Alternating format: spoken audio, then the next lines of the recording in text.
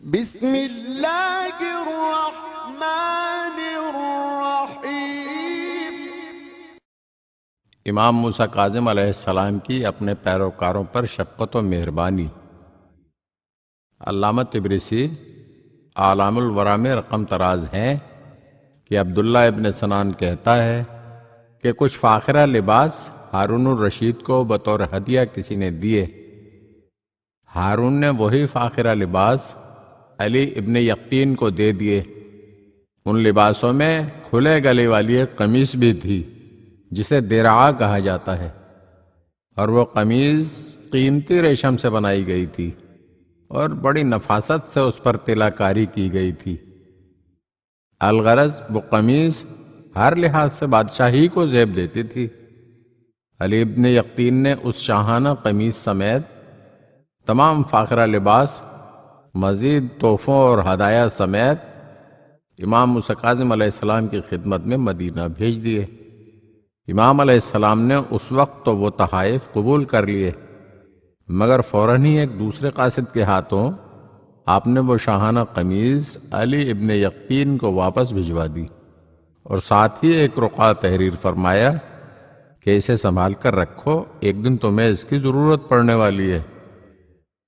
اتفاق سے ایک مرتبہ علی ابن یقین اپنے کسی غلام پر ناراض ہوا، اور اس غلام کو اس امر کا علم تھا کہ علی ابن یقین بادشاہ کا تحفہ امام موسیٰ کاظم علیہ السلام کی نظر کر چکا ہے۔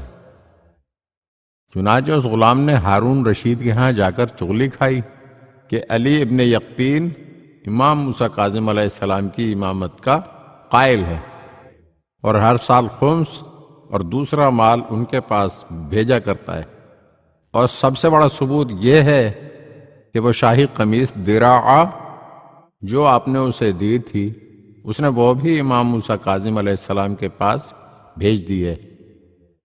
اور یہ سن کر ہارون کو سخت غصہ آیا اور غلام سے کہا، اگر تیری بات غلط ثابت ہوئی تو تجھے قتل کرا دیا جائے گا۔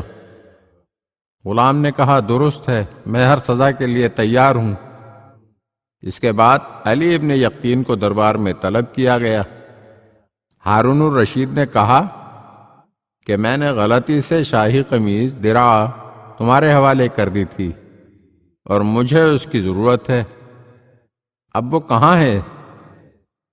علی ابن یقین نے کہا، وہ میرے گھر میں موجود ہے، اور میں نے اسے بڑی احتیاط سے خوشبو لگا کر الماری میں رکھا ہوا ہے، اور بطور تبرک میں اس کو روزانہ بوسہ دیتا ہوں۔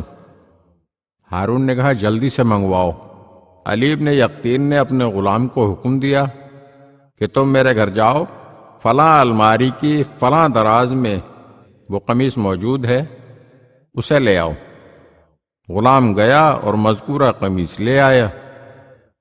ہارون یہ دیکھ کر خوش ہوا اور کہا کہ اب میں تمہارے خلاف کسی کی بات کا اعتبار نہیں کروں گا۔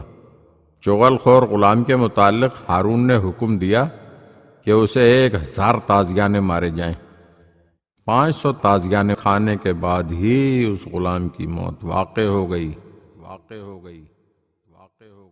اگر آپ ہمارے چینل کی نئی ویڈیوز دیکھنا چاہتے ہیں تو ہمارے چینل کو سبسکرائب کریں اور گھنٹی کے بٹن کو دبائیے تاکہ ہر آنے والی ویڈیو آپ کو جلد موصول ہو سکے۔ اور ہاں، لائک اور شیئر ضرور کیجیے اور اپنے قیمتی کمنٹ سے ہمیں آگاہ کیجیے۔